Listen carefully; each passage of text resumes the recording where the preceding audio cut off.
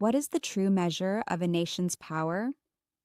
Is it the size of its military, the volume of its economy, or is it something subtler, harder to quantify, but infinitely more potent in the long run? Something like strategic patience? For years, the world has watched the United States and China dominate the headlines in a tug of war for the 21st century. Europe scrambles to find its place. Emerging powers rise. But in the shadows of this obvious drama, a quiet, relentless, and brilliantly executed plan has been reaching its culmination. A plan set not in Beijing or Washington, but in Ottawa. We've talked about their automotive counterstrike. We've decoded their silent infrastructure war. But what if those were just opening moves? And today we're projecting forward to a single year, 2026.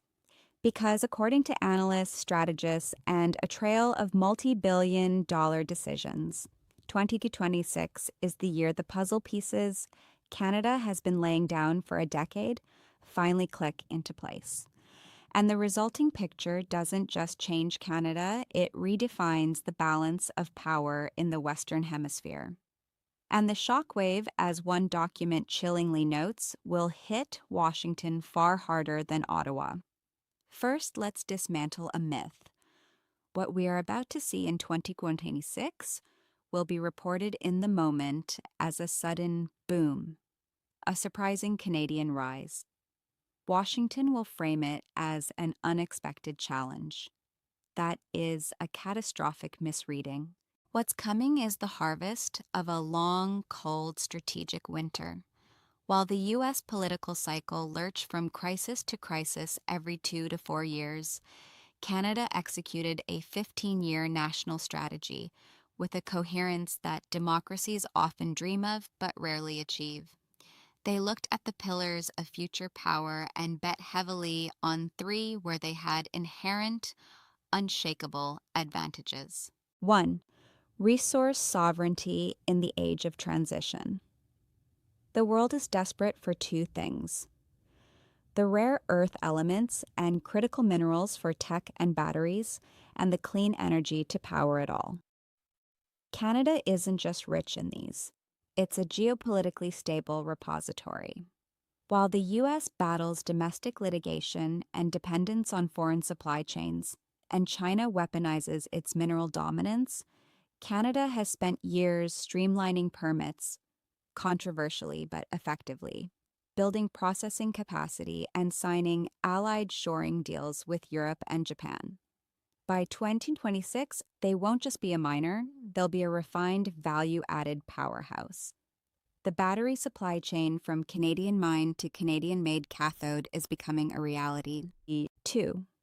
The digital trust economy. In a world drowning in data breaches, AI bias, and digital authoritarianism, trust is the new currency.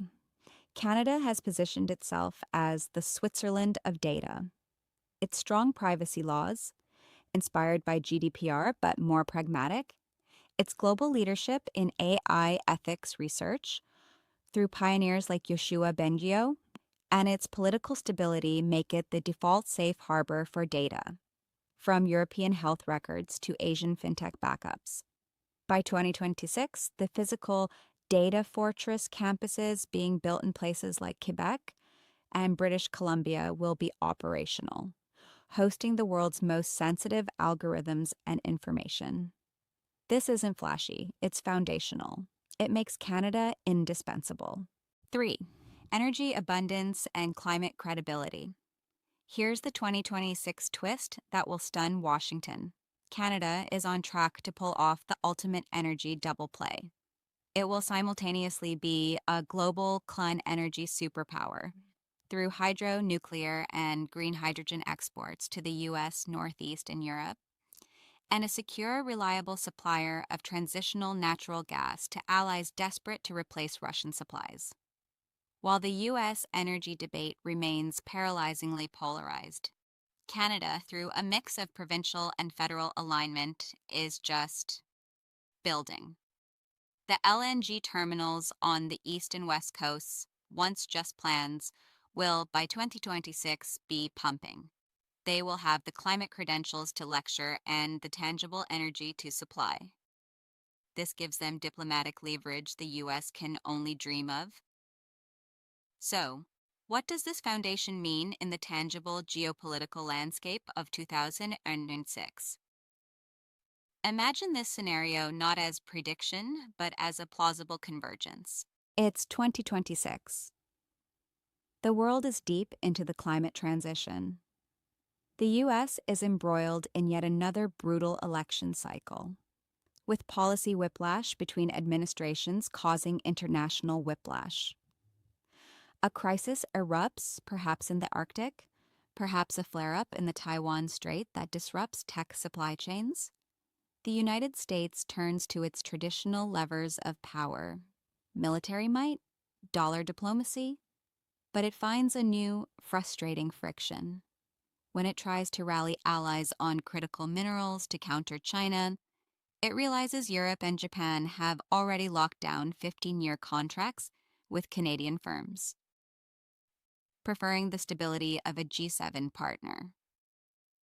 The U.S. arsenal of economic tools is blunted when it tries to lead on a digital data pact. It finds the EU, wary of U.S. surveillance overreach, has already deepened its data adequacy partnership with Canada, making Ottawa a crucial bridge and broker. And in the energy crisis, European capitals facing another winter are not calling Washington first. They are calling Ottawa, thanking them for the LNG shipments that are keeping their lights on, and listening respectfully to Canada's climate conditions attached to those deals. This is the shock. The shock isn't that Canada becomes a rival superpower. It won't. The shock is that Canada becomes the indispensable stabilizer, the reliable node in a network where the US is increasingly viewed as a volatile one. Power isn't just about who can cause the most disruption. It's about who is seen as the most reliable port in a storm. By 2026, for many key allies, that port may be Halifax, not New York. Vancouver, not San Francisco. Washington's crisis will be one of relevance. Its traditional leadership will be questioned not out of malice, but out of practical necessity. Allies will have built, with Canada, parallel systems of trade, data, and energy that function smoothly regardless of who sits in the Oval Office. This leads to the most profound shift, the validation of the Canada model. What is that model? It is the blueprint for a middle power in a multipolar world. It consists of sovereignty through redundancy, building your own infrastructure so you're never hostage to another's, as we saw with the rails. Influence through stewardship, leading on global governance, oceans, climate, AI ethics. Not through force, but through respected, competent institution building. Security through alliances, not dominance. Being the partner everyone wants because you threaten no one and reliably deliver for everyone. Deepening ties with NATO and simultaneously with non-traditional partners in Asia and Africa. Economic power through niche dominance.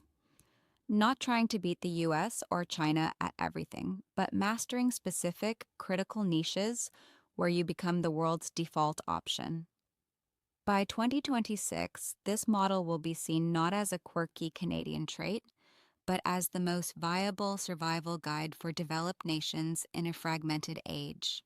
Other nations, Australia, South Korea, certain EU states, will openly emulate aspects of it. This is what will truly unnerve Washington. It won't be facing a rebellion, but an erosion. Its unipolar moment, the ability to set the terms for the entire Western alliance by default, will be visibly, concretely over. Leadership will have to be earned through consensus and reliability, not assumed through size. And in that new game, Canada's decade of quiet, strategic preparation gives it a staggering head start. The document's line, "The answer may shock Washington more than Ottawa," is the key. Ottawa won't be shocked because they've been reading from this script for years. They built the set, hired the actors, and are ready for the curtain to rise. Washington is still backstage, arguing over what play they're even in. So, what does this mean on the ground? 1. Investment migration. Capital follows stability and foresight. The flow of direct investment into North America will increasingly split, with a larger portion than ever choosing the Canadian side of the border for next-gen projects. 2. The reversal of the brain drain.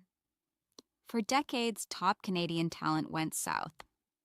2026 could be the inflection year where the flow stabilizes or even reverses, as world-class opportunities in tech, resources, and finance are as plentiful in Toronto and Calgary as in Silicon Valley or Texas. 3. Diplomatic gravity. In any room discussing climate, tech governance, or Arctic policy, the Canadian delegation will carry weight disproportionate to its population. They will be the deal makers, the credible compromisers. 4. A strained, necessary partnership. This won't destroy the US-Canada relationship. It will mature it painfully. The US will no longer be the unquestioned senior partner. It will have to negotiate as an equal on issues from border security to continental defense spending. The relationship will become more transactional, and for a U.S. foreign policy establishment used to deference, that will feel like a profound loss. History celebrates the loud revolutions, the dramatic battles, the sudden collapses, but it is often shaped more powerfully by the quiet revolutions, the relentless, patient work of planting seeds in prepared soil. Canada has been the patient gardener of the West. While others focused on the next season's crop or the next day's headlines, they tilled the soil, nurtured the roots, and planned for a climate they knew was changing. 2026 is not the year Canada becomes an empire. It is the year the world realizes that in the 21st century, resilience is the new strength, reliability is the new currency, and foresight is the ultimate weapon. The shock for Washington won't be an attack. It will be the quiet, dawning realization that in the race to define the future, while they were looking in the rearview mirror at past glories, a partner they took for granted was building the road ahead. What do you think? Is the Canada model the future for middle powers? Is the U.S. capable of the same strategic patience, or is its political system a permanent handicap? And what other nations are playing this long game? Let me know in the comments. If you want more deep dives into the hidden architectures of power, subscribe and hit the bell. We're deciphering the world, one strategic shift at a time.